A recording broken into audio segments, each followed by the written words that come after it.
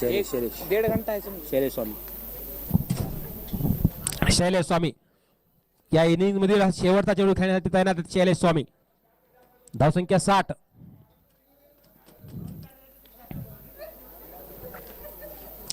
हा बॉल संपल्यानंतर लगेच दादा सर शंकरदादा काळे आपण लगेच लाईनअप मध्ये आत यायचंय.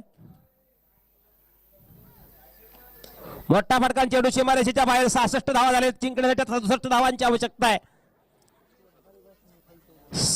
शेवटच्या चेंडूवरती एक दमदार असा षटकार खेचला तो शैलेश स्वामी यांनी. चला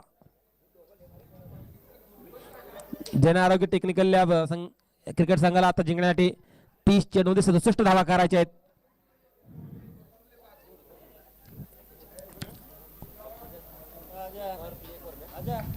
दो